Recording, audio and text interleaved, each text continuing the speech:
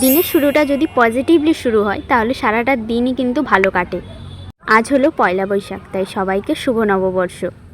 আজ কিন্তু খুব সকাল সকালই ঘুম ভেঙে গেছিলো, আর তারপরে কিন্তু আমি ঠাকুর প্রণামটা সেরে নিয়েছিলাম। এখন সকাল 6:30, আর এখন থেকেই দেখো রোদটা কীরকম চড়া হয়ে উঠেছে, কিন্তু সঙ্গে সঙ্গে বাতাসও দিচ্ছিল, তাই খুব একটা গরম ফিল হয়নি এখনও। আর এখন আমি বিছানাটা তুলে নিয়েছি। নিজের রুমটা দেখবে যদি সকাল সকাল একটু পরিষ্কার পরিচ্ছন্ন করে রাখা যায় তাহলে সারাটা দিনই কিন্তু খুব ভালো যায়, কারণ বেশিরভাগ সময়টাই কিন্তু আমাদের এই রুমেই কাটে।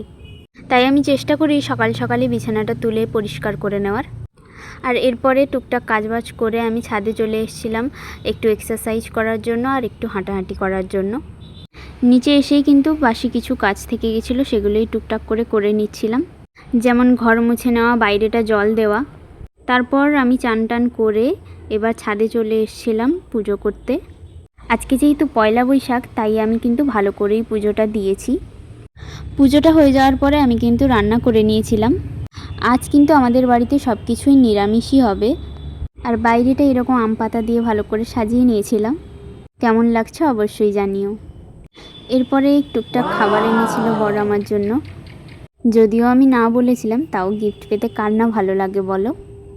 আর এই দুটো ফ্লেভার কিন্তু আমি এর আগেও ট্রাই করেছি, খুবই ভালো খেতে, খুবই টেস্টি হয়। এরপরে কিন্তু লাঞ্চ করে নিয়েছিলাম আমরা। আর লাঞ্চ করার পরে আমি তো ঘরেই ছিলাম, আর আমার হাজব্যান্ডের ডিউটি ছিল, তো ও ডিউটি চলে গেছিলো। এরপর বিকালে এসে সানসেটটা দেখছিলাম। আজকের মতো আসি, ভালো লাগলে লাইক, কমেন্ট, সাবস্ক্রাইব।